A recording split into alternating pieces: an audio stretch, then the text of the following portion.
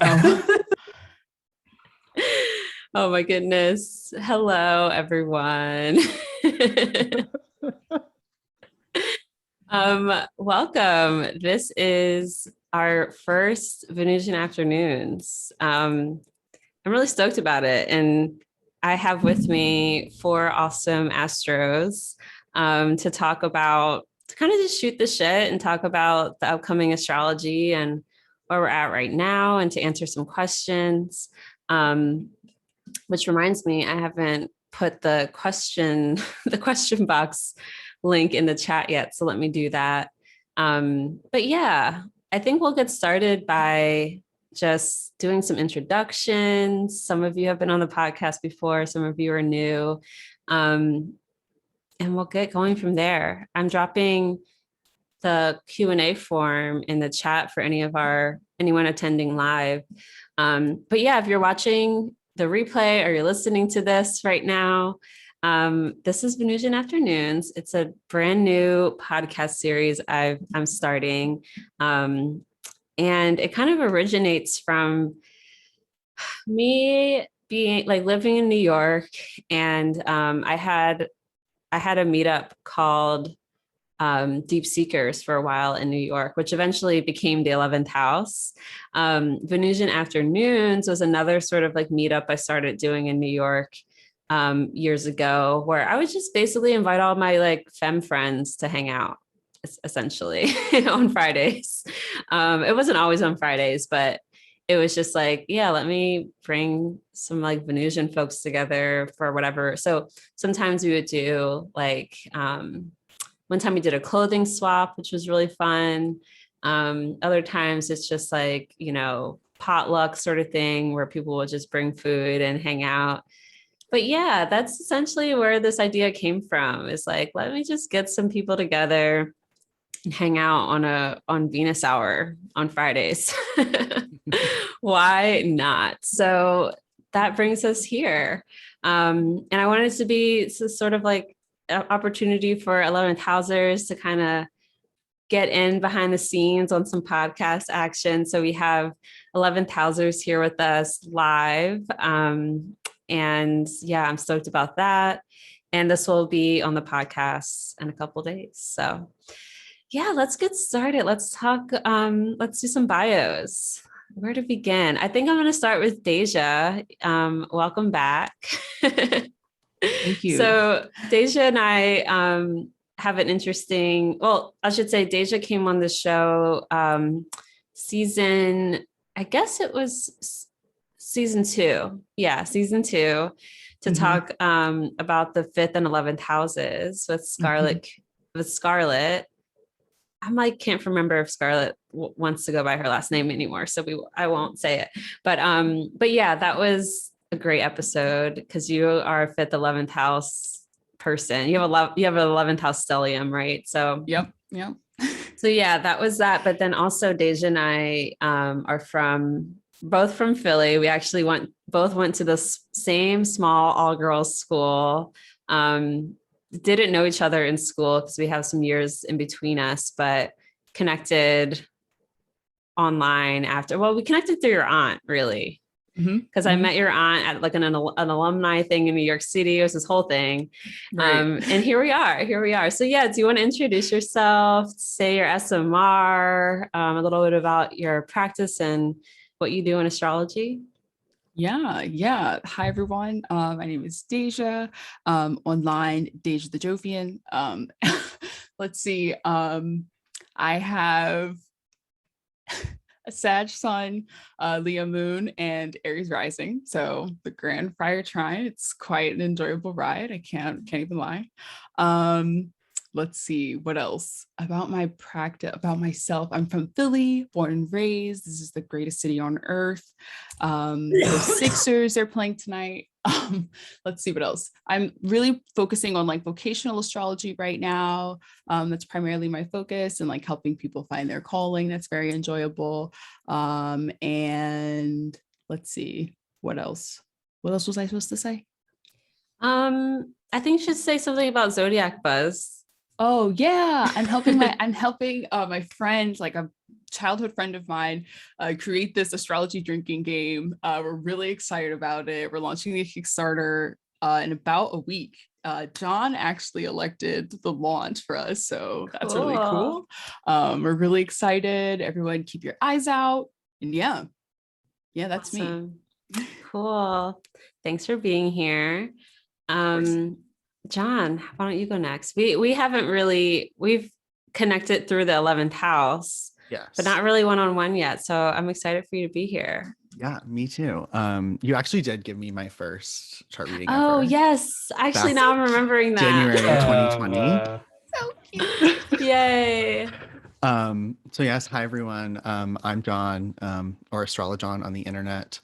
My sun is in Scorpio, my moon is in Aquarius, and my rising sign is Gemini.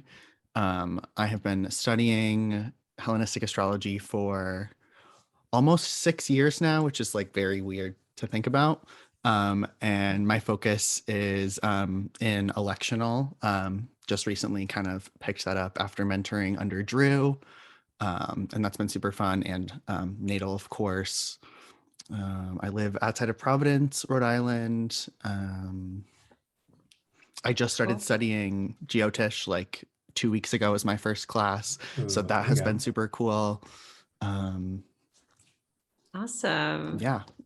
Cool. Yeah. We actually have an episode coming up later this season with Drew about electional. So cool to have one of his students here. Yeah. Yeah, welcome. And yeah, actually I'm remembering, giving you a reading way back when. Oh, and you were I hope like, I didn't say anything like you're gonna have an incredible year, and then like the world ended. No, we were talking about how the Jupiter Saturn conjunction was like applying to my moon by like a degree, and how you were like, this is the perfect time for you to start really getting into astrology. And then I signed up for Chris's class. Wow. Awesome. Cool. Well, welcome. How was that conjunction for you? It was a lot, especially as a night chart and Jupiter being the lord of two of my angles with Saturn there. It was just lots of restructuring and lots of lessons and learning, as Saturn loves to give us. Fun. Sounds like a great time. Jared, hi. Hi, I'm Jared. I am a Taurus sun, Cancer moon, and rising. I go by Leaping Fish on the internet in all sorts of places, and that's my website. And yeah, I do astrology and tarot, and I like to talk to people. I do a lot of like when to do things, like kind of timing consultations, a little bit more than like a traditional natal consultation where I talk about you and your life. I like to more talk about what's going on and how to interact with the different periods of time. And that makes sense, knowing your chart. Yeah. John has Jared and John, I'm so sorry, I keep mixing up your names. It's the J in my dyslexic ass. But yeah, Jared, actually, I think all three of you, Deja, Jared, and John, I gave you all readings before. That was like my first introduction to all three of you. And I remember, Jared, I'll never forget your chart because it's like, it's just so nice. there's a lot of nice things going on. Yeah. There's a lot of sextiles. There's a lot of like earth and water, like comfiness in Jared's chart. And I've had other people too, like randomly mention you in your chart to me as well. Like how sweet it is. You're famous. So yeah, I know, Jared, you have you, me, and Zach are the ones with the domiciled Saturns. And John, is your Saturn in Aries like Deja's? Okay, so we have some domiciled Saturns and some fallen Saturns here. And all of us are obsessed with time. So that's really interesting. But yeah, thanks for being here. Welcome. Yeah, I'm excited to be here. Zach, why did you disappear? Oh no. Zach's gone right when I was about to introduce him. Well, oh no. He'll come back.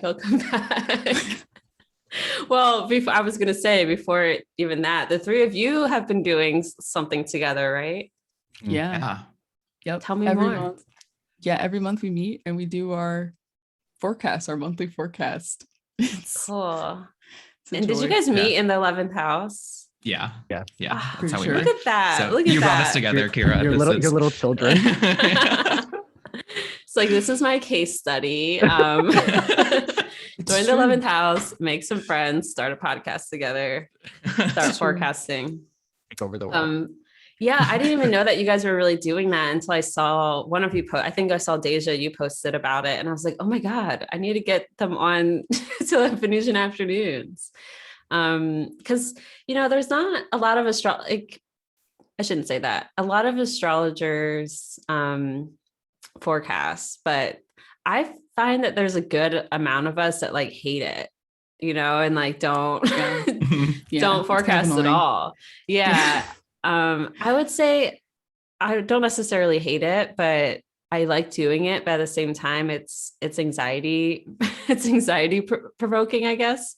I'm going to pin you again, Zach. Hi, welcome back. Zach literally disappeared like right when I was about to introduce you. Hi, you're muted, just so you know. Okay. Oh, you have to, okay, you're not muted, Sorry, but there we go. muted. There we go. My internet keeps going in and out, and I was like, literally could hear you coming to me next, and I was like, please figure this out. I was like smiling the entire time, trying to fake it, and I was just like clicking on whatever. It's Here we okay. are. It's okay. Sorry. No worries. Welcome back. Thank you. You joined us last season as well for our third house, ninth house episode, Yeah. which was super popular episode. It's definitely one of my favorites too.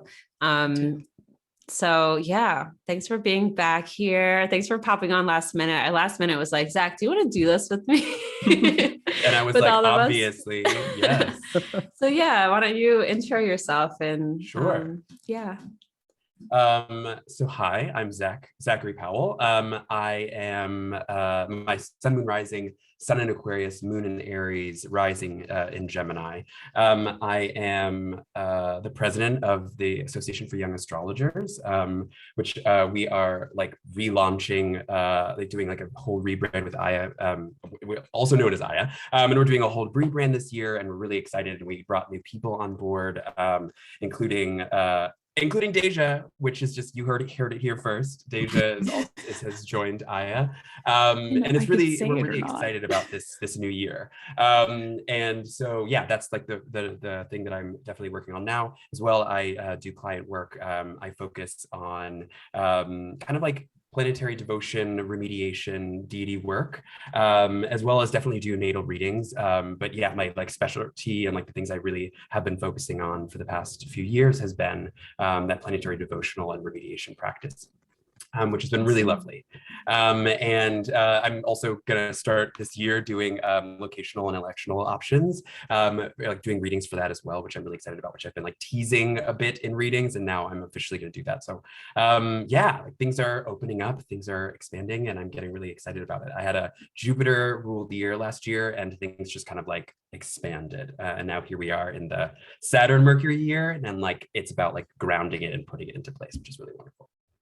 Hell yeah. Yeah, you're one of my like randomly, I have a lot of friends who are our age, who are born the same year, who are Gemini rising. So I'm watching like all of you enter into your first of 2 Saturn years, turning 31. And yeah, lots of love. Lots of love coming from me to all of you. Thank you. But I think it's going to be a glow up for you. I do. Yeah, I think so. With Saturn being so dignified and yeah. Cool. Well, welcome. Thank you. Thanks for having me. Yeah, I'm so excited to have all 4 of you here and to start chatting astro, especially. I mean, I kind of want to just kind of check in as to like where we are right now and the astro that we've been moving through before we start to look into the next 2 weeks. Mercury just cleared its shadow like yesterday, 2 days ago. And with that, cleared it with a square to Uranus. It's stationed right, well, it entered shadow, you can say, what was that? Sometime in January. Mhm. Yeah, I should know this. Yes. My ephemeris is here. But yeah, so sometime in January, it's stationed at 11 degrees of Aquarius, square Uranus, as Uranus was stationing. And now here it is again, clearing shadow with a final square, not final, but another square to Uranus. Has anything come up with that for you guys? I mean, of course, we're not talking world events. I mean, we could, if you wanted to bring up something mundane. We are, of course, we're in the middle. How do I even put this? A war just began yesterday, right? Was it yesterday or 2 days ago? I think 2 days ago. I think it was in the middle of the night from what I remember. Night. Okay. Yeah. Okay. Yeah. Regardless, there's a war happening in Ukraine, and it is terrifying. Yeah. My Cusp, the app that I co-founded, our entire development team are men living in Ukraine. So we're just like trying to stay in touch with them as they're just like moving around, hiding with family, like trying to get family out of the country because men can't leave. Lots of scary stuff that's happening right now. So that's all to say that like we definitely keeping folks in Ukraine in our hearts. And yeah, it just feels so hopeless, or not hopeless, but helpless, I think is the right word. Like, it's just like, yeah, it's hard to take on powers that big and yeah, exactly. feel like you're really doing anything. Exactly. Yeah. So all of that's to say, I personally don't feel like I'm, well read enough at all to speak on that, like in the slightest when it comes to astrology. So I'm not going to talk about it astrologically. If any of you guys feel like you do have, you've been reading up on it and you have something to say about it, feel free, but it's definitely something I don't feel comfortable commenting on. So just putting that out there. Because it's like, yeah, like Mercury square Uranus, war started, that's not the only signature, of course, but I just don't want to make it seem like we're ignoring that. It's just that like, I certainly am not in a place to like speak on it, especially astrologically, outside of just saying like it sucks. And it's more than it sucks. It's like terrifying. And yeah. Had to get that out there. But yeah, I guess personally, has anything come up for you guys with this Mercury Uranus square? I can just say one little thing for me. Mercury rules my 4th house of home and family. And I definitely had some like weird family stuff happening over the past couple months with Mercury stuff. But one random thing that happened, Mercury is also like, actually, I don't know.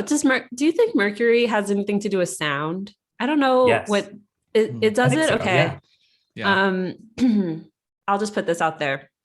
I was in my kitchen dancing, literally like blasting My Chemical Romance, like because loud. I was having a ball, just like in my kitchen dancing, like grabbing something out of the fridge, pulled open the fridge, closed it, turned around. I'm like belting out lyrics. And all of a sudden I hear this, it's like a crash, but it's like more than a crash because it completely stunned me. Like to the point where all of a sudden the music got quiet because it was so loud, like my ears almost popped basically. And it took me a second to be like, what the fuck just happened? And I turned around and there's just like a pile of glass on my floor.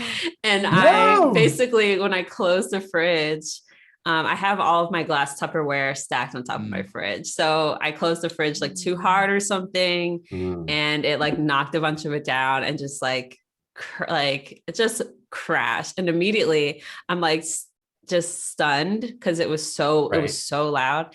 but immediately I'm like, I like look to my clock and I'm like, what time is it? And I look and it's like the exact Mercury Uranus square. This was like before when it was stationing. And yeah, like that happened at the exact moment. So, and I think the moon was like applying to Mercury at that time. So that was like one, like, I don't know. I just love that story because it was so like Mercury square Uranus and like everything is just like this big explosion basically, but it was not a big deal at all. But yeah, curious if you guys have any Mercury Uranus stories to share. I manage a warehouse and do a lot of like logistics work. So I'm pretty keyed into the Mercury cycle in general. So like as soon as Mercury goes retrograde, I always anticipate like weirdness in the supply chain. And so the Mercury Uranus square for me has been, it's in my 8th house. The Mercury is in my 8th house. So it's like in the warehouse getting like all a sudden like dump of orders that are happening where it's like it's been really, really dry and we haven't had a lot of orders go out and I didn't have a lot of inventory. And then during the Mercury retrograde, I went from having no inventory to getting like containers full of inventory every single day for like 3 weeks in a row.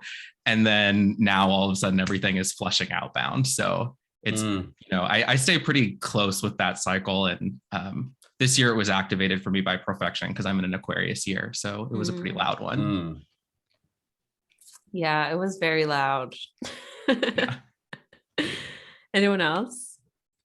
Yeah, I mean, for me, Mercury is, I'm in a Mercury ruled year now, starting in February, it started. And it's the, you know, like the ruler of my ascendant, it's also the ruler of my 4th. And when it originally stationed squaring Uranus, within a few days, I like quickly moved out of Philly and moved to DC, like very, very soon, quickly after that. And so this like coming back to that same place, and also again squaring Uranus, there's just kind of I moved into with my friend Micah, who we love, and we've been living together for a little bit, but I need to find another place. And so there's kind of like we're coming back to this Uranus square again, and I'm trying to figure out what is the long term. Like we need to make a new change. Like there were just moments of being like, okay, there needs to be a change. Like there's no more like sitting in, there's no more contemplating this, that needs to like happen. Something needs to like actually occur and establish itself. And so there were like I feel like that theme has come back to fruition, or come back into view, especially now that it's a Mercury ruled year for me. That it's just like there's an urgency and an intensity to get that actually executed on. Yeah, I feel like that's a really good point, because something I've been seeing a lot lately, with definitely with myself, definitely with everyone around me, but like also definitely with clients, is that there's this need to just break free. Like everyone is just like, fuck this. I can't do this anymore. Get me the fuck out of here. Yeah. From like whatever situation that they're in. It's just like, whether it's a job, they're like, I can't keep working anymore. Yeah. Like I literally like physically can't do the work anymore. I hate this so much. Or it's like a relationship. It's like the papers are being filed. Like I cannot be in this marriage anymore, you know, whatever. Yeah. That to me is very much a symptom of the Saturn Uranus square that we've been in for the past, year or two. But Mercury coming through and triggering that has kind of like sped it up a little bit to be like, no, this needs to change right now, and I think the retrograde really was this time for people to like really reflect on that square, or the tension that's presented in their life right now and represented by that square. And I think with the direct station, people are like, all right, like, let's make the plans. I got to get the fuck out of here. Yeah. Not to say that you have to like get the fuck out of Micah's place. I know. No. It's like, but no, the original thing was moving out of Philly, right? Like it had to happen then. It was like it had to happen, and I had to solve the problem. And it's, obviously with Mike, it's a temporary solution. And so how do we, what like actual change that's like established and can actually be solidified, as Mercury is not only applying to square Uranus, or just, was squaring Uranus, but, applying to conjoin Saturn, something that's permanent, that's long lasting, that is actually capable of doing something and being something for the long haul. I think that combo of like being ruled by and applying to Saturn is like, we need to solidify these plans now, like Saturn was like, hey, we're disrupting all this stuff that's been established. Mercury's like, okay, but let's actually like make it into something. Here, well, let's set up all the plans to make it into something. Yeah, that's what I've noticed. Yeah, totally. How about, excuse me, this Venus-Mars situation? I think this is like, I'm curious to hear if anyone's had anything specific come up, because the way I saw this, like looking ahead before it started, was like, okay, this is cute. Like Venus and Mars moving together. Mars is going to like catch up to Venus, then and surpass Venus, and Venus is going to like speed up and surpass Mars, but they're essentially moving hand in hand this entire transit through Capricorn. And of course, it's like, it's an environment that both can enjoy, especially Mars, of course, being exalted here. Venus has triplicity here in Capricorn. And it's like they get to kind of play around in like domiciled Saturn's land while Saturn's not home. So they get kind of the benefits of the resources that Saturn can provide being domiciled in Aquarius, but without Saturn like breathing down their necks, at least for now, not until they get into Aquarius. So to me, I saw this, especially when working with clients, as like, well, I should say, even especially for people who are ruled by Venus or Mars, so Aries, Taurus, Libra, and Scorpio risings, this definitely being some sort of like love story in some way, or some sort of partnership story, where it's like, maybe there might be some conflict, or maybe not even conflict, but rethinking some things, renegotiating some things about the relationship during the Venus retrograde. And now that Mars is there and they're moving forward together, to me, it felt like, okay, they're building towards something, right? And it might be a little bit of like a cat and mouse back and forth, but like they have similar goals, especially in Capricorn together. And so it's like they're working it out as they move closer and closer to that conjunction at 0 Aquarius. And I've seen it play out that way, especially one of my good friends is a Taurus rising, and she's been dealing with a lot of like back and forth stuff with her partner, who had to like kind of like get rid of some other people that he was seeing so they could have their relationship in a more solid way. And it's like, yeah, just watching that whole like, not who's chasing who, but like kind of, with like first Mars chasing Venus, now Venus like chasing Mars. I've seen it play out in a lot of different ways, but yeah, curious if you guys have any reflections. I know, John, you got excited when I mentioned it. Do you have anything to add? So when I was doing my like basically like year look ahead for like good electional periods, I noticed this like Venus Mars thing, because I have Venus and Mars are within a 3-degree conjunction in my chart. So this idea of like Venus and Mars being together is like something that I just feel very like internally. Like I think a lot of my gender presentation and like the way that I present myself is very like Mars and Venus. So I like this kind of like back, and I've been calling it the Venus and Mars waltz the whole time, because it's like this movement of like back and forth, and like, I don't know, I just think it's so beautiful, and such a combination of what is like two very different archetypes that work so well together. And in my life, it's kind of funny, as Venus and Mars each rule like a dark house in my chart, a lot of this like love story stuff has been happening to people that are close to me, but not to me, which has been great. I'm not gonna lie, but yeah, a lot of this like back and forth kind of love chasey stuff in like in my circles, but not to me.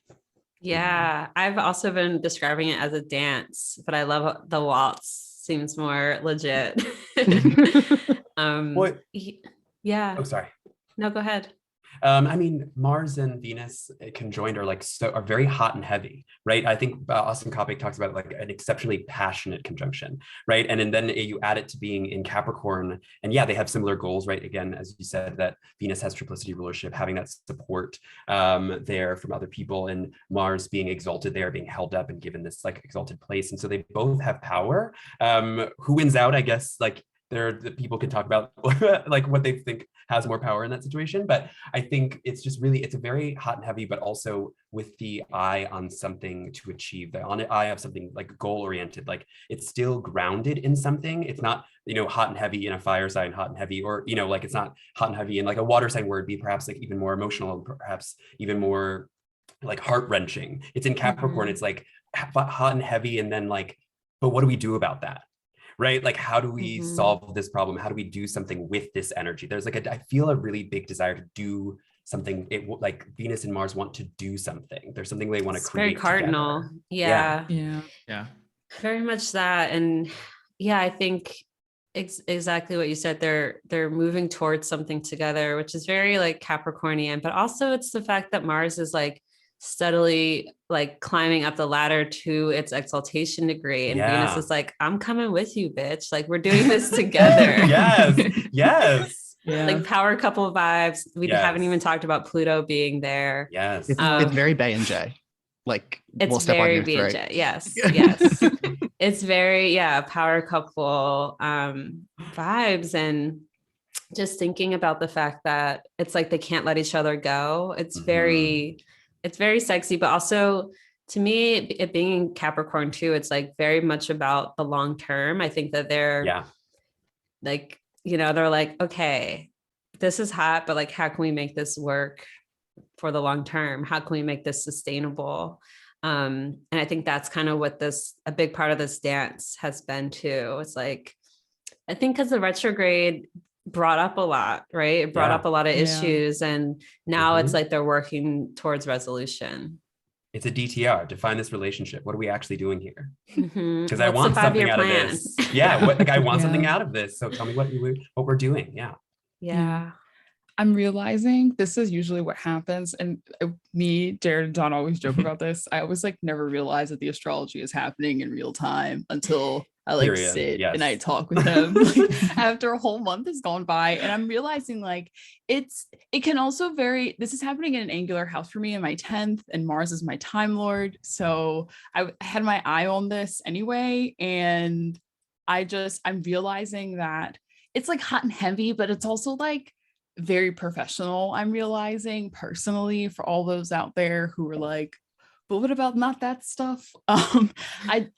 It's really been like my relationship with my really good friend, and literally creating something that we're trying to make turn into something greater than what it is currently. And talking about zodiac buzzed, and it's like someone that I've known for forever, and it's really interesting to me. And it's really cool, honestly. I really like the conjunction. And I also as well have Venus and Mars like within 2 degrees of each other in Aquarius. So I'm primarily excited for that.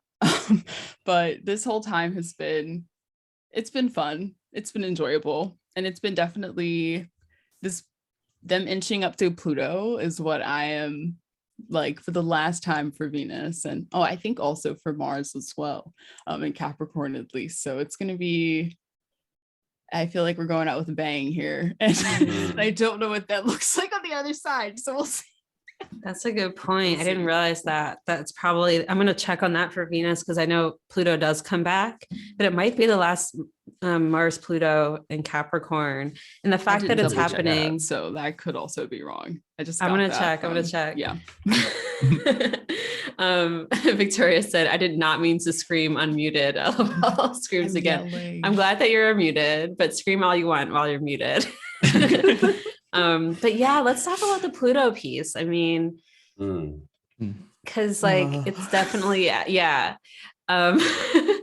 because let's see, Venus station conjunct Pluto, Mercury station direct conjunct Pluto, and now we're getting this exalted conjunction conjunct Pluto.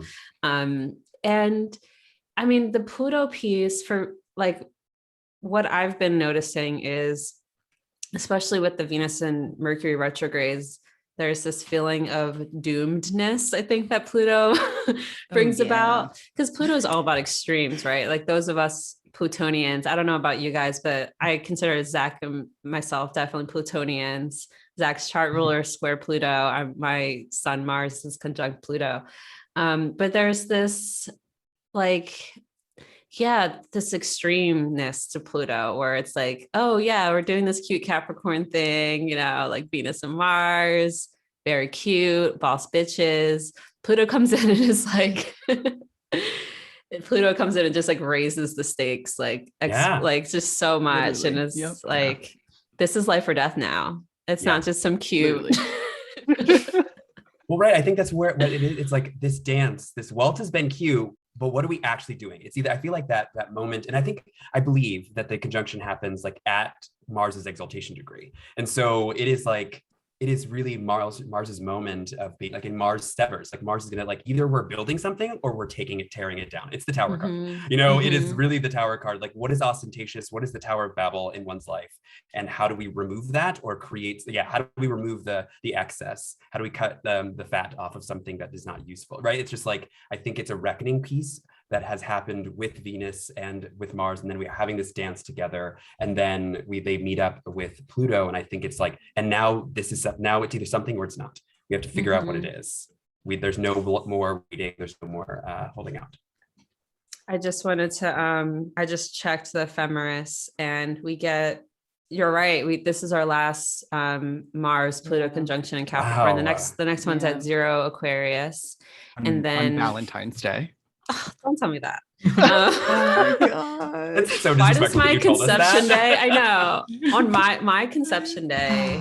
LOL. No, but we do get one more for God. Venus in the beginning of January next year. We get basically at the exact same degree at 27. It's like January 1st. Yeah, we get another one. So yeah, I mean, again, thinking about this Mars Pluto on Mars's exaltation degree. I mean, not to like, again, bring it back to war or anything, but that does seem very warlike, right? So we'll see what happens when we reach that point next week. And I there's like this feeling when the planets are coming up against Pluto, like this triple conjunction that's happening, where like kind of that intensity between Venus and Mars can turn into like a jealousy, or like if I can't have it, nobody can have it. And like willing to, and just with it being in Capricorn and Earth sign, like I'm thinking of like the bumping up against something physical happening there, and just like being willing to destroy something because you don't, even if it's something maybe good, you're willing to destroy it because you don't like how it's being used. Is kind of like the power dynamic that Pluto can bring in.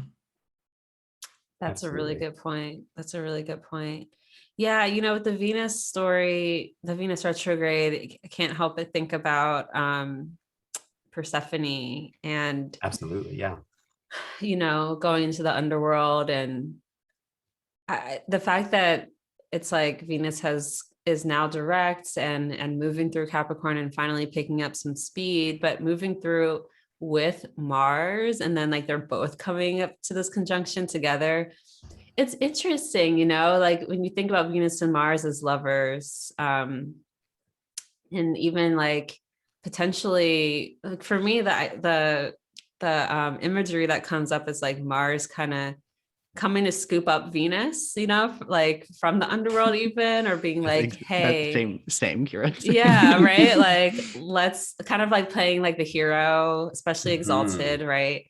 And then Mars is like, all right, like let's get the fuck out of here. And Venus is like, okay, like picking up speed.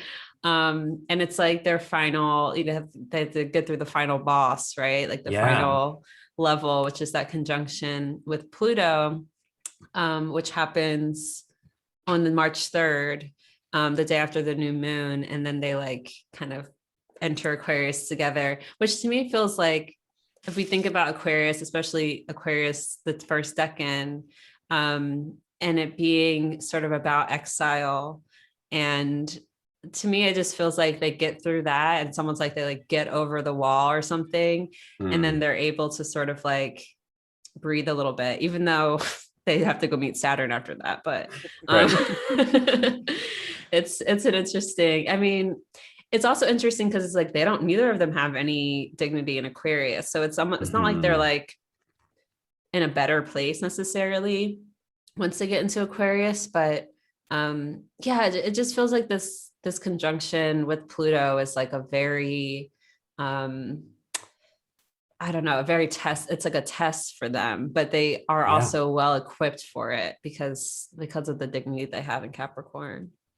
Yeah, I think it's interesting you say like that, like they get to relax after, because I think that really like the vision, like while you were speaking, that like the vision I saw, or like the thing I saw in my head was like Venus like emerging from the underworld, like armed, like wearing armor. She's like the warrior Venus rather than simply like lounging in her like glory, right? And so she's like being brought up, out from the underworld with Mars, and they're like together, warriors together, coming out from the underworld and into morning star, right? Like Venus is morning star, and coming out there. I guess they all both are. And then, and then moving into Aquarius, I think the reason perhaps there's this like feeling of respite that comes from that is because dignity, I think essential dignity really, while we always talk about it in a really positive way, because it is in fact positive, it also has expectations.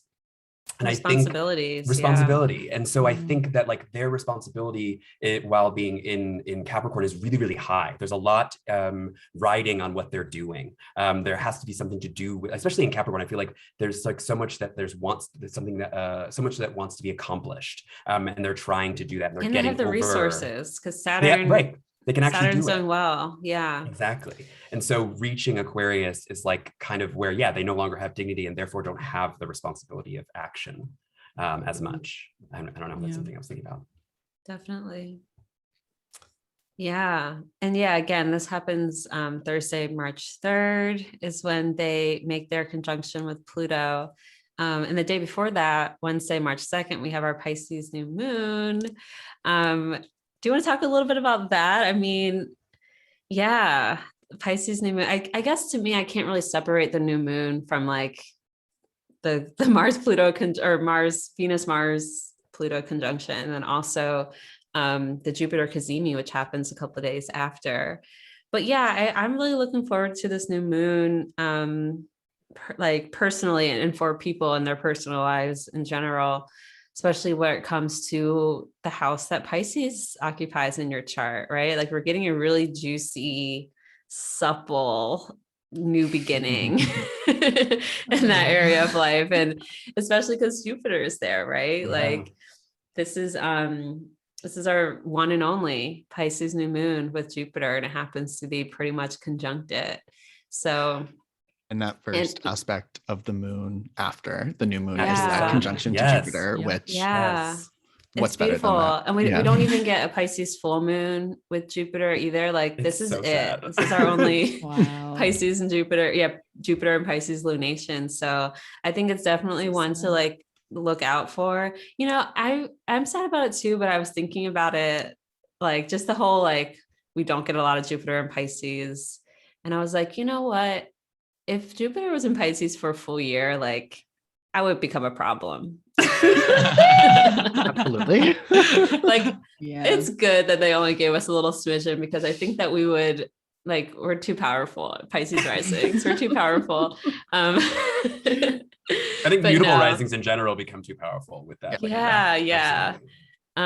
Whereas, I think about like anyone else that gets like a proper first house transit, but no, it's definitely something to look out for. I would say if you're even thinking about like new moon rituals or like setting intentions, like this is a moon to do this under, because we don't have any contact from malefics, like not dealing with outers even, in terms of the lunation itself. Neptune's there, but I'm not worried about it, in the context of this moon, or at least I'm not worrying about it messing anything up. If anything, it's just adding to the fantasy element, which I'm pro fantasy, I'm pro Neptune even, in the sense that it's so necessary to be able to fantasize, and to dream up the worlds that we desire. It's so necessary. And it's homework that I give to most of my clients is like, I want you to daydream and fantasize about your dream job or your dream man or whatever, your dream house, because that's where it begins. And so look at where Pisces is in your chart. My advice is going to be wait a couple of days until the moon's in Taurus to do any sort of ritual work. But yeah, like really take advantage of this fresh, again, supple, moist. I can't help myself. Yes. Juicy, Oh new start. Tasha's like, It's can you true. not? Tasha's our malefic incarnate. Like, can you not?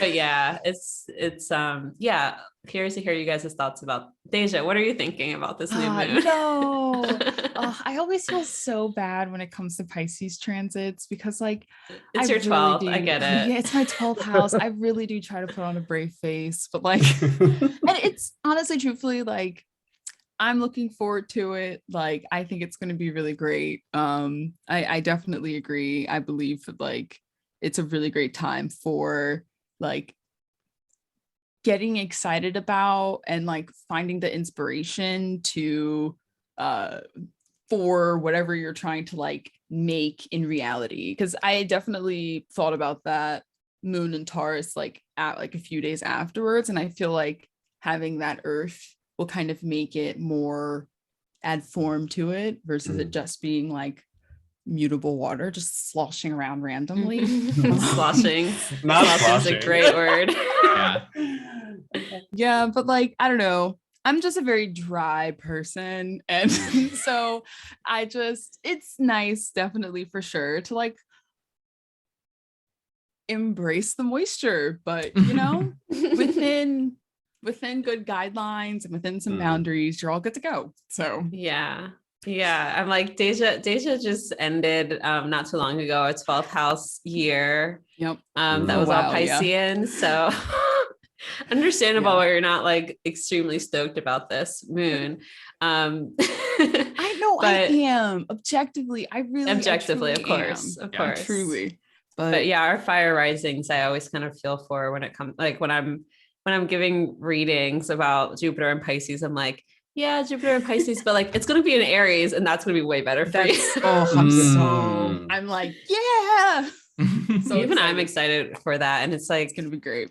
Yeah, we'll get there when we get there. But yeah, anyone else have thoughts about this new moon? And we can also talk a little bit about the Cazimi, which is something I'm really excited about. I'm planning on starting this new medication on the Cazimi because it's a medication for the kidney disease that I have, which is a hereditary chronic disease, basically. And I qualify for this medication, which is exciting because it essentially like, what is it?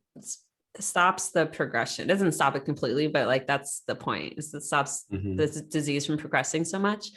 And it's exciting, but it was also, this happened, I found out about that I got approved for it on the Leo full moon, which I talked about in our full moon gathering here in the 11th house. But it was sort of like bittersweet in a way, because it's like, great, I get to start this medication, which will hopefully prolong my life, right? For like probably decades, or even prolong the time until I have to like get a transplant if I ever need one, whatever. Great.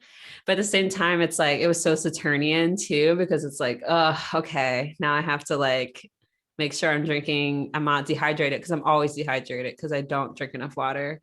But like I have to, like, that has to change if I'm taking this medication, and I have to like, it's the side effects of it are going to like kind of potentially alter my lifestyle in a lot of ways too. So it's like the Saturnian, like hard reality of it.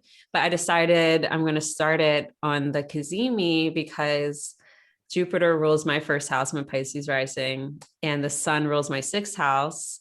And so I was like, let me take it on this. Choice. Yeah. And I think I'll have a lunar return that day too. So that's what I'm gonna go for. Yeah, we will have we will have a lunar return. Yeah, Zach and I, our moons are like 2 or 3 degrees from each other. So yeah, I'm stoked for the Cazimi, not just to start taking medicine, but in general, I think it's just a really lovely it's just always, I like kazimis in general. I think a lot of us find a lot of benefit from them. Yeah. Any thoughts on that new moon kazimi situation?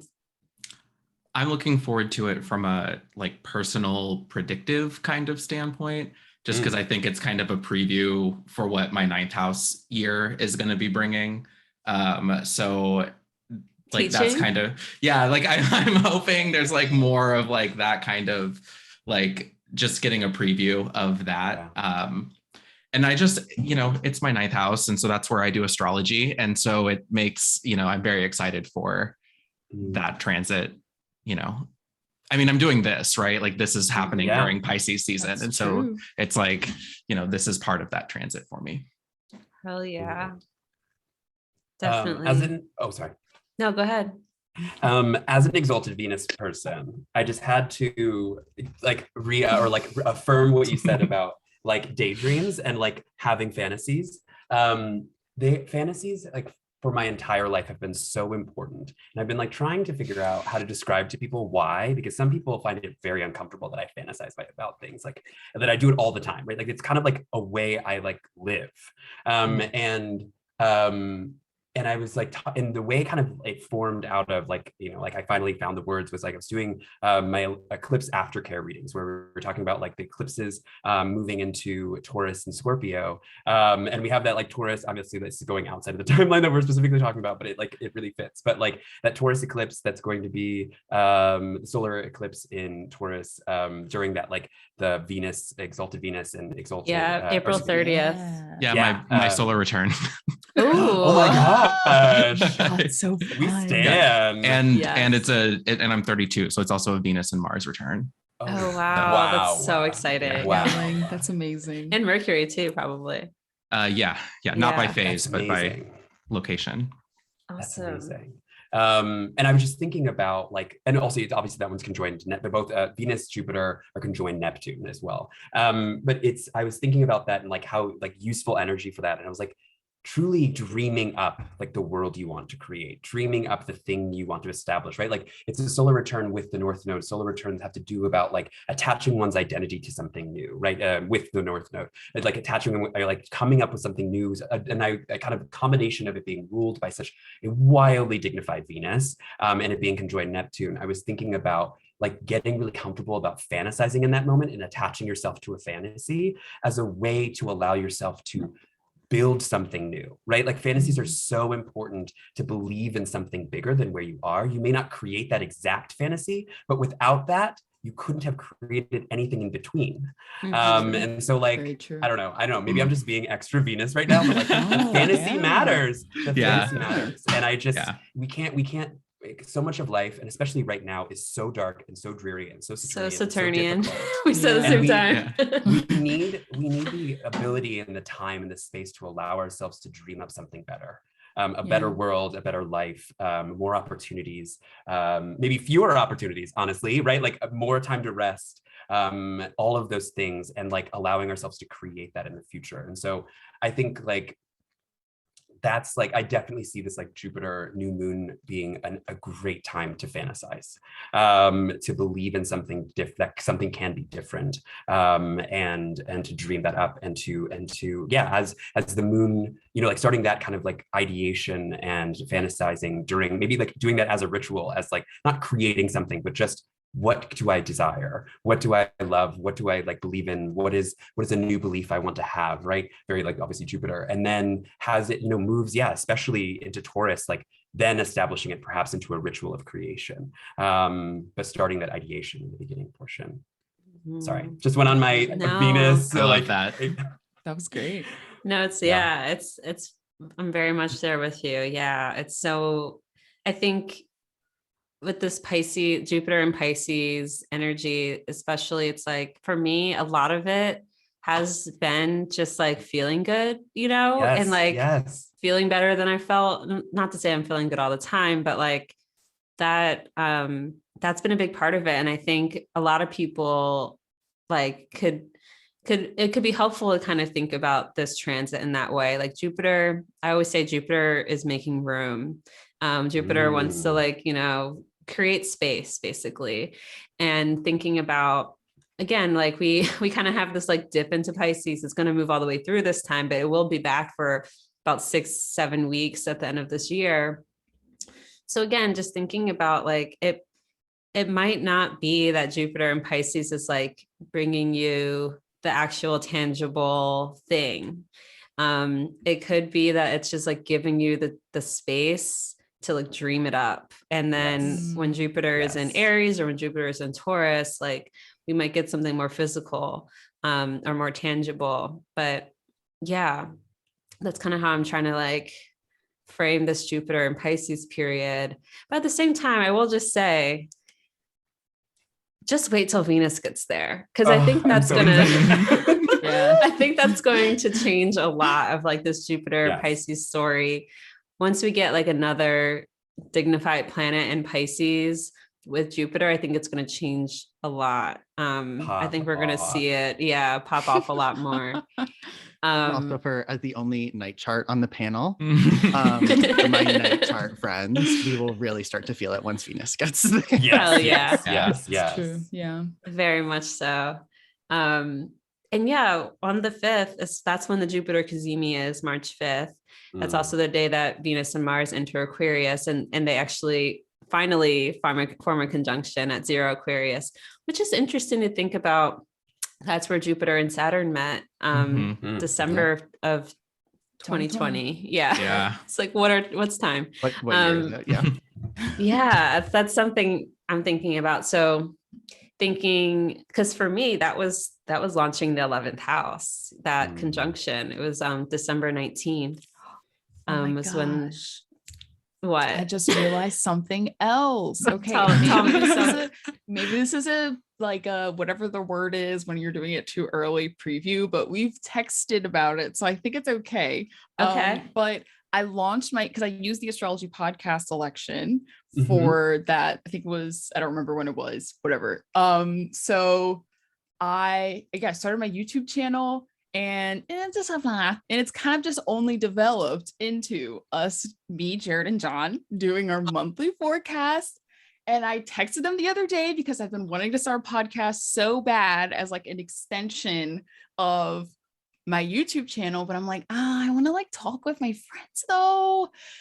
And so, here we are. And so I guess that may be interesting. Yeah. As like another like more personal and like intimate review of everything that like kind of took off on a more like very larger scale sort of perspective about 2 years ago and some change. And it's just really interesting to check in on that little area. It's just so funny to me. Wow. Especially because it's like your 11th house, your chart ruler is that for 0 7 Aquarius coming together. So funny. Wow. Oh my gosh. Love that. I love you both so much. I love that. Yeah. I mean, more astropods always. But yeah, thinking about, what that conjunction was like for you, if it hit anywhere in your chart. It's my part of victory, 0 Aquarius. Excuse me. My Saturn's at 1. But yeah, I just remember that as I'm talking. I'm like, oh shit, that's my part of victory that they're conjoining on. That might be cute. But yeah, so yeah, just thinking about where that was for you and how this upcoming conjunction might stimulate, what happened with the Jupiter Saturn conjunction for you. Yeah. I feel like there was something else I wanted to say, but I forget. The one other thing I wanted to talk about, well, 2, they're all Mercury things, so who knows how many, but one is that Mercury is conjoining Saturn at the same time as all these other, I think on the new moon. So that's one thing. Oh, kitty. Yeah, sorry. It's like almost lunchtime and it's getting to that time of day. Come on, bitch, feed me. But yeah, so there's that Mercury conjunct Saturn, which tends to be just, Chris Brennan has Mercury conjunct Saturn. Okay. This is very serious. It's a very serious he's just my favorite example of Mercury conjunct Saturn, because like, Mm. isn't he so that, you know, Yes, like if absolutely. anything, Yep. like archiving astrology, you know what I Yes, mean? Like yes. Reviving as a traditional living, techniques. reviving traditional, exactly. Like just Yep. so he's like the perfect manifestation of that. He has it in Scorpio, but yeah, in Aquarius, it's sort of, well, one, it's I like it personally, just because Mercury has some dignity in Aquarius. Obviously, Saturn, triplicity, ruler of Aquarius, and Aquarius, all the things. Saturn's so dignified in Aquarius. And I feel like when Mercury comes to Saturn, it's this, it's putting structure and form to Mercury, who is otherwise all the fuck over the place, right? Like Mercury, such a, I don't want to call it immutable. I mean, it is obviously mutable, but it can be so formless and so boundless in so many ways. And I think coming to Saturn really, it brings Mercury down the earth, and also at the same time, maybe not bring it, maybe I don't want to say bringing it down to earth, but I think kind of what I'm picturing right now is like Mercury meeting up with Saturn up on the Sky Daddy clouds, like, you know, kind of coming together to like survey the land together. Maybe Mercury has a lot more insight for Saturn in regards to like what's been going on down below, right? Like with the humans, with all of us. Definitely has some just some words for Saturn, some information for Saturn, and they can kind of move forward with a plan together as to how to move forward. Yeah. How are you guys thinking about this Mercury Saturn conjunction? I don't know why, but I feel like something big is going to happen regarding like the metaverse, like the internet. It feels very like it's going to be something that we cannot see, but is like very present and like very visible. Maybe they're going to announce 6G, like who knows, but it's going to be something along those. Don't like say internet. that. We already have too much going on. We don't need 6G. I can't. We don't need 6G protesters is really what I mean. Yelling. But yeah, that's the vibe that I get from that is it's going to be something totally in our realm, but not in front of our face. Yeah, Aquarius gets like stuck in your head, I feel like. So it's very like, like being in a very like, or also I feel being stuck in your head for one, or like getting to a place where you're thinking about like, I feel like Aquarius is very observant and like observing like what people are thinking about and like what people are doing. And then how do we then like do something or like think a little bigger with all the information that we're gathering about through like our process of observing things and people. But in a positive way, I feel like it like Saturn is kind of giving Mercury some guidelines after being like very scattered for the past too long. So I'm like not looking forward to it, but I am to like kind of make things a little bit more like concrete and give it more form. I'm thinking about Mercury and Saturn as triplicity rulers of air coming together, and Mercury having done this kind of like retrograde back into Capricorn and then coming back and joining Saturn, maybe with like the ability to report in on like what's going on over there in Capricorn. And so I'm kind of getting the image of like Mercury, kind of a like frazzled secretary figure coming to Saturn and being like, these are all the documents I have. And then Saturn kind of being like, well, these are the ones that are priorities. So like, let's start there. So I'm kind of looking forward to it from the sense of like getting the priorities straight. But that can be really uncomfortable if your priorities are not in line with Saturn's, because Saturn is going to set the priorities. So sure. Absolutely. It's sort of like, it's Mercury's the last after, so I guess Mercury is going to come to Saturn and then Venus and Mars will leave Capricorn. Sorry, I'm thinking about things, forget what I'm saying, regardless. Well, as a person with Mercury and Saturn in Aquarius, you have they're not that. conjoined, but they're co-present. Mhm. Systems. Like that is Yeah. like the key, like Mercury and Saturn in Aquarius thing. Like there's like I have always that like my I feel like one of my like deepest strengths, and that has like come so naturally, is like setting up systems. Like this thing is not working, and we need to streamline this. Like what is this? Like this is dumb, right? Like I've done that in so many places. Like being the young person in a space where people have this one way of doing something established for like so many years, and I was like, why the fuck are you doing this? Like this doesn't make any sense. And like literally angering people, angering people, because I was like, this is dumb. I'm gonna change all of this. And then and then here's the thing, I will say this because it's a key Saturn thing. That system that I set in, I remember one specifically when I was working in fashion. Everything was like we were all putting out fires so much, and I'm a person who believes like putting out fires, great, but why is the fire starting? Like we always have to come back to why the fire, like where it started and why. And I remember I was like so frustrated that we were continuously putting out fires, and I was like, enough, like I'm not doing this anymore, this is dumb. And I like literally interviewed everyone along the chain of what, like everyone who did a job along the thing of getting something on the website. Because I was in buying, and I was like, there's something going wrong. We're not communicating properly. Something's off. Let's figure it out.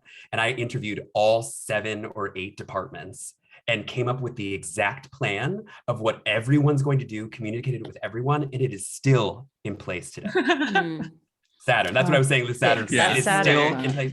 It was so functional. It was so streamlined, and it worked, and it still exists today. And so I think like that's what like there can be difficulties with Mercury, Saturn, kind of not knowing how to communicate, like having like taking a longer time to do something. Like one key thing, I guess, for in this situation is that it took a long time to do all of those steps to figure out what was going wrong, but it was worth it in the end. Right, to do that work, to put in that time, to get it right, to set up a process that actually works, and it isn't just about putting out fires. I mean, that kind of reminds me of like longer. Chris Brennan spending a decade writing his book. Yes. You know what I mean? Yes. Like taking the time, which my Aries moon as could never, my Mercury and Sag as could literally never. I'm about to try to like write a book in the next couple of months. So it's just like, that's Mercury Saturn though. It's like, we're going to take this, like you said, it's going to take some time, but we're going to do it right. Yes. And I really admire that. So one thing I want to note about this though is this is all happening at the bendings, right? Oh yeah. We're like moving closer and closer to Saturn at the bendings. Mercury does square the nodes March 6th. And so, that's kind of something we talked a little bit about this at our Leo full moon gathering in the 11th house, just like the bendings, because the Leo full moon was squaring, or like both luminaries were squaring the bendings. But it's like that definitely throws a curveball, I think, when it comes to like what Saturn's trying to accomplish in Aquarius, and any other planet that comes through Aquarius or Leo that's trying to, I'm thinking specifically about Aquarius and how Saturn's trying to establish things for the long term. But at the bendings, it's sort of like being in this like in between world, like, I don't know if I keep thinking of like, what's that show? The Magicians, which is one of my favorite shows ever. Love that show. Yes. And sort of like, there's like that mirror land, like that mirror space. Oh yeah. It's kind of reminding me of that, or just like any sort of weird, like in between space that kind of like bends time. Like literally the bendings are a space where like time bends, right? Like time gets really weird at the bend, or just constructs in general, but I think especially time, especially with Saturn there at the bendings, curious if you guys have any thoughts about this, like planets running through the bendings, especially Saturn kind of hanging out there most of the year. How time seems to work. The Saturn station retrograde, I think he stations at 24, so it might station 25 at the bendings. Yeah. It stations it stations at 25 in June. The bendings are at 22 at that point. So okay. Essentially. Yeah, right on top of all my planets. I'm really excited for that. Um, yeah. I'm hoping I can get Sabrina Monarch in here some way, shape, or form to talk more about the bendings and the nodes in general, but especially planets square the nodes, because there's a lot there to kind of unpack. But one thing that I just, have noticed is that we get a lot of weird like time things where like patterning gets really weird. You kind of get thrown back into old patterning, and the bendings is it's a difficult place for a planet to be, because it sort of puts them in a position of like wanting to move forward, but kind of being like tied to the past in some weird ways. Austin, I think, talks about, like the confusion of that space of like how much like you're pulled in one direction, but not like you just like almost an indecisiveness about like which do I lessen or do I increase? Like, do I do I go after this, or do I step back? Like, do I cut this off or do I continue? Like, there's just kind of like a constant questioning where there isn't really an answer until it gets past it. But like that space, there's so much, I think, it can really create a lot of anxiety, because there's just, I don't know what to do. I don't know what the answer is, kind of energy. I'm thinking just like how the nodal bendings is a space where like the sun moon alignment is off. Like they don't really align at that place. Either the moon is too high up in the sky at the northern bendings, or too low in the sky at the southern bendings to like really be in alignment with the sun. And so it can be like at the southern bendings, like the lunar principle is like closer to our horizon, like our southern horizon, than the solar principle. So like the sun is above the moon. And that means that we are probably feeling, if like the sun is higher up than the moon, like we are willing to kind of like neglect body things and neglect real things in place of spirit things, in place of things that are not tangible. Whereas at the northern bendings, it's the other way around, where we're willing to put the body and physical things above the solar things of the sun. And so with these planets moving through the southern bendings, kind of a prioritization, like all they really can do in that space is like spirit things. It's hard to become tangible when you're in that space, which can just kind of feel like it doesn't exist at all, you know? That was Thanks beautiful. for that. I'm like not one, I don't know many of the details about that.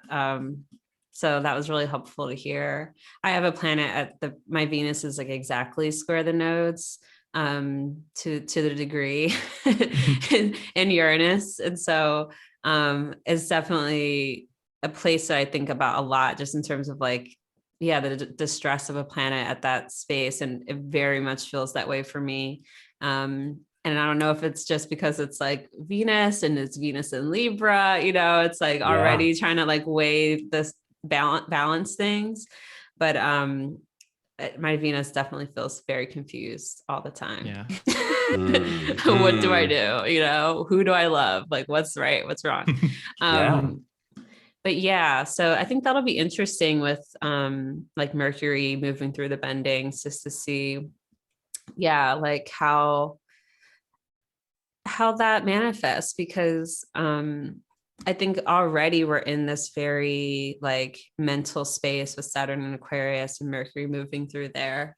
It'll be interesting to see how that might exasperate that. So right now, from a Vedic lens, we're going through what's called a Kala Sarpa, which is when all of the planets are in between Rahu and Ketu. So for about half the month, while the moon moves from Scorpio to Taurus, like while it's on that side of the zodiac, Rahu and Ketu's effects are like amplified, like the dragon is being fed essentially. Wow. And so we don't move out of that until Mercury crosses over Rahu, which is like close to the eclipse. So we are in this space right now where the nodes and like the dragon is more powerful than the luminaries are essentially. So I'm interested to see how this kind of bending experience shapes out with the nodes really kind of being in control almost. That's wild, especially because like Mercury is going to cross Rahu a couple times, 3 times, and this spring. Yes, Is it but at that point, retrogrades? the sun will be past Rahu, so Okay. we'll be out of Kalasarpa. Yeah. Gotcha. Okay. Interesting. So interesting. Oh, I love that you're here to add that. To add that like the Vedic flair, because I know nothing. Cool. Yeah, that's really interesting to think about. And yeah, to kind of round out this forecast, we have Mercury entering Pisces on March 9th, Wednesday, March 9th. So that's a major shift in dignity. I'm personally excited about it. I know I maybe shouldn't be. I'm in a Mercury year, but Mercury and Pisces. I do too. And it, you know, for me, it's like mutable risings, Zach and I. John, what's your rising again? Gemini. Okay. Sorry. I was like, I feel like I'm forgetting someone. The three of us of mutable risings. I just love a Mercury Jupiter. I love any sort of Mercury Jupiter contact for mutable risings, because it's like our angles coming together, you know, the rulers of our angles sort of seeing each other. And I feel like that's when things happen for mutable risings. A lot of like actual events can start to take place. So I'm personally really stoked about the Mercury Jupiter conjunction to happen in Pisces. It happens exactly square to my natal Mercury, which is cool for me because again, I'm in a Mercury year. It's also squaring my midheaven. So I'm like, is this when I end up on TV finally? I don't know. Yeah, so cool. Trying to get on TV with this Jupiter in my first. I don't know. I just feel like if it's gonna happen. It would happen now, yeah. Yeah, no, but we're outside of that. Mercury and Pisces. This is an interesting one too, because Jupiter is there, right? Yeah. I feel like I'm curious to see how this manifests as opposed to like Mercury and Pisces when Jupiter was in Aquarius and couldn't see it. And also when Jupiter was in Sag even, I feel like that was hard. I feel like that was really difficult. When Mercury was in Pisces, because the square, I don't know if it was a square that made it difficult, and like Neptune, I don't know, but I just remember it being like all those Mercury and Pisces transits being so difficult. So I'm curious to see if it's better this year or worse, or even more messy. Do you guys have any? Yeah. I think, in that Jupiter and Sag period, I believe, I'm like trying to look through my ephemeris, but I believe it was also like Mercury was stationing retrograde conjoined Neptune. So it was it was like Jupiter could help. It was well resourced, but like you didn't know what you were doing, right? Like there was just like nothing was there. Like, having a bunch of resources. Everyone's on LSD. Yeah, right. Exactly. Right. So I think this time it's like we're not having a retrograde in Pisces. Thank God. Thank the gods. Literally. Because I just couldn't. We had like I think 2 years in a row, and I was like, this has to stop. Like I do not. COVID happened during one of them. Yeah. Oh yeah, in 2020. And so I'm really excited. I mean, I think that obviously Mercury's in detriment here, and doing Mercury things is difficult in a traditional way, but it has the support of Jupiter, and in doing Jupiter things in such a like really powerful way. And so I don't know, I think it was in perhaps like the March live recording of like the Astropod, but they were like talking about, and I just like was reminded, of course, like Jupiter being there with Mercury, like it just really kind of empowers one to do Mercury things in a Jupiter ruled way that like with success, with the support that actually you need to be able to do that successfully. So writing poetry, songwriting, like just like getting all of your thoughts out. Yeah, maybe getting all of your thoughts out without having to like edit them, right? Like if that's something that I struggle with, just being able to express rather than like without having to constantly contemplate whether that was the right thing to say. There's just like a lot of it's very exactly. It's also very Twitter. I feel like Twitter has very Twitter Mercury conjunct Uranus and Pisces, I think. The chart for Twitter. But yeah, that's such a great point. And I'm actually like hoping that I get a lot, like a bulk of my book writing done. It's only 2 weeks, I should say. Mercury's only going to be here for like 13 days or something. 13, 14 days, or maybe like a little bit more, but still it's very, very quick. But I think that's also another reason why I'm like, this might be better than other Mercury and Pisces transits. So we'll talk more about that on the next Venusian Afternoons, but I'm definitely looking forward to it. Yeah, I'm a little bit knock on wood. sad that the moon doesn't go through Pisces while Mercury is in there. I really wanted to do the Picatrix fish talisman. Oh my God, I was because- looking at that recently. Yeah, Yes. the warehouse that I manage is full of fishing equipment. I work for like a major fishing company. And so like I really wanted to like make a talisman for some of my coworkers and be like, go fish and let me know how it goes. But the moon doesn't go through, and that's one of the requirements in the Picatrix. Moon Mercury, second decan of Pisces. So I won't be making that talisman. You won't be. I mean, I feel like you should play around with something. Like we do get moon in Cancer. I think it's going to try and Mercury right when it enters. So try something, please. Sure. That sounds so good. There's an election that I have found that we should talk about it. Okay. Offline. Okay. Yes, I think that might be a good one. I probably have looked at that same Cancer moon election. I'm sure. I was going to say, Jared, my Patreon, my Pisces forecast has that Cancer moon election. Yes. It's a goodie. I know. I'm pretty sure I have it on my wall here too. I'm pretty sure one of these is that. Let's see. Did we have anything else? We don't have any questions.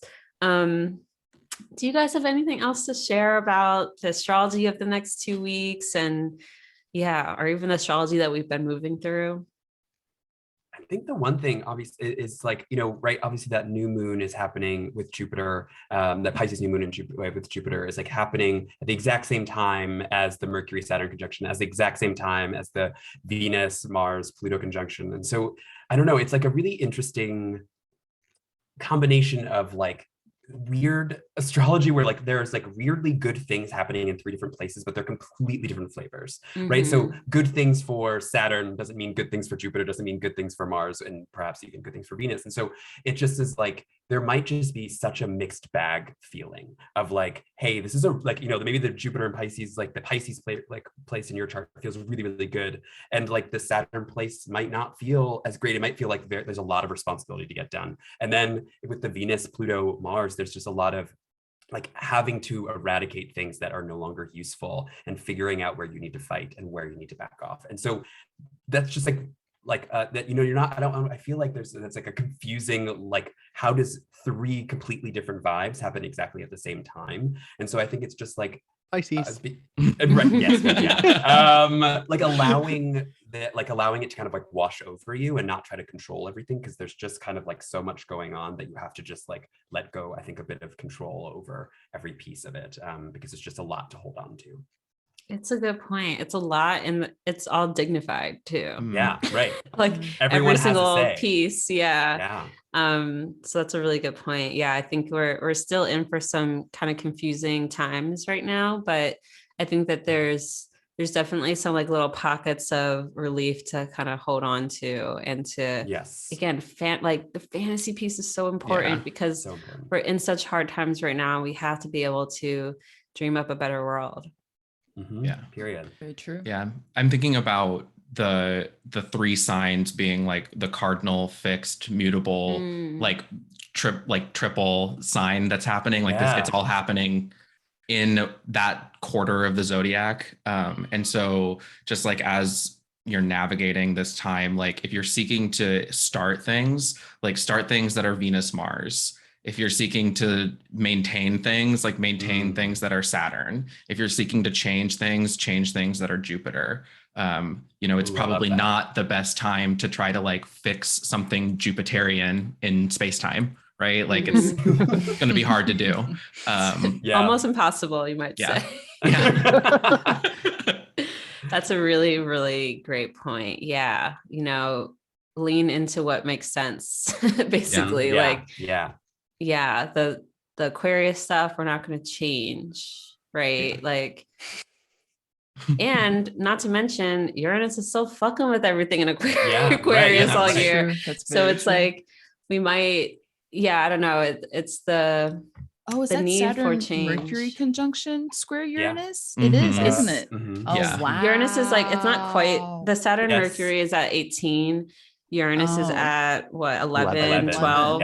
Yeah. Yeah, never mind. Okay. Well, But I mean, But- still. Close enough. Still. Yeah. Very I mean, close enough for sure. we all, yeah, we still feel it. That's for sure. Definitely.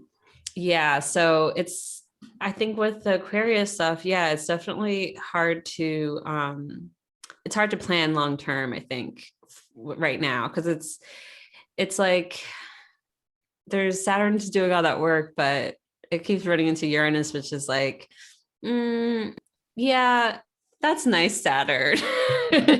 That's cute, but this isn't as authentic to what we are. So we're gonna have to scrap that. And Saturn's like, I don't think so. And Uranus is like, I don't care what you think, So it's an interesting back and forth that we're dealing with right now. But for Capricorn especially, it really feels like we're kind of leading into this space of like conclusion, I would say, especially as like Pluto's finishing up there. And yeah, it's like, yeah, I'll leave it at that. I also think thank you for bringing up, Deja, I think it was you, right? Who, like, it was the last conjunction of Mars with Pluto and Capricorn. Like, my mind is still blown about that. Yeah, it's incredible. wild. It's that Mars retrograde in Gemini that really slows things down. And then 2023, Pluto in Aquarius. Yeah. Oh gosh. Well, since we're only focusing on the next 2 weeks, let's just literally forget about that, please. Thanks so much. Yeah. We'll just not think about sorry. that. John, do you have any final words? Yeah, speaking from like an electional standpoint, there's like tons of these great little pockets where the moon is enclosed by the benefics when it's in the signs that are averse to Aquarius, because it's mostly moving from aspects with Jupiter to Venus, and they're pretty far apart at this point. Like I think literally starting today, once the moon sextiles Jupiter for like almost a full 24 hours, it will be enclosed by the benefic. So just take advantage of these nice, like, there's this nice like lunar, the moon seems to be like really in a pretty good place almost the whole time of the sun's like movement through Pisces. So take advantage of all the nice lunar watery goodness that's kind of coming up. Love that. Totally agree. Thank you all so much for joining me for Venusian Afternoons number 1. Thank you, Kirah. Yeah, thank you. So great. I'd love for you guys to go around and tell people where they can find you. Why don't we start with you, Deja? Yeah. You can find me on my website, dejathejovian.com. And you can also find me on Instagram and Twitter at dejathejovian, and on YouTube. And that's where you can also find our forecast. And I think that's just about it. Zodiac Buzz. Oh yeah. And I think I'm so sorry. Don't be sorry. I do this all the time with like, I have too many things going on. I forget. Yes, it's just wow, it piles up. Yeah, that URL is Drunken Decks, I'm pretty sure, but you can also look us up on Kickstarter, Zodiac Buzzed, and on Twitter, Zodiac Buzzed, and also on Instagram, Zodiac Buzzed. Awesome. So, yeah. John. So I am Astrolojohn on Twitter, and my Patreon is also Astrolojohn. My website is astrolojohn.com. My Instagram, which is I use more so like personally, but still post some astro content, is John on Jupiter. And I currently have an imposter that is John on _ Jupiter. That's fake. That is not me. You heard it here. That, John. Officially, John. This is the real John is John on Jupiter on Instagram. Thank you for that. Where are you from? I am from right outside of Providence, Rhode Island. Oh, that's right. You said that. Okay. I was just trying to place your like accent. It seemed East Coasty. So I was trying to it's slight. And yeah, on that note, like if you don't already know that there's Instagram imposters out there, please know that this has been an ongoing problem for the past like 6 to 12 months, basically. And yeah, just do a little due diligence before paying someone for a reading via Instagram DM. Okay. That's that on that. That's that on that, Jared. My website is leaping.fish, and my Twitter is leapingfish_, and my Instagram, which I mostly just lurk on, is leaping.fish. So you can find me in all of those places. There's no .com, just leaping.fish. You'll get there. Cool. And Zachary. Yeah, on all social media, Twitter and Instagram, it's Zach Powell, ZACC Powell, POWELL. Because Mercury co-present with Saturn, I still don't have a website because I am wildly neurotic about the details. Oh, well, also it's a Venusian thing. Like aesthetic things take me a really long time because I'm so neurotic about that. But I have a link tree and all of that leads to everything. I'm also restarting up my writing practice through Patreon again. I had to take a break from it because Jupiter years are way harder than people think they are. It was rough. So I had to take a break from it, but I'm starting that up again in March. And I'm really, really excited to start writing again in a Mercury Saturn year. And that's patreon.com/Zach Powell as well. Yeah, those are the places. Awesome. Well, thank you so much. Thank you for all the 11th Housers who joined us live. And thank you for catching this on the podcast. And we'll talk to you again soon. We have another one of these in 2 weeks. So we'll be back with more. Thank you guys. Thank you. Thanks, Kirah. Thank you.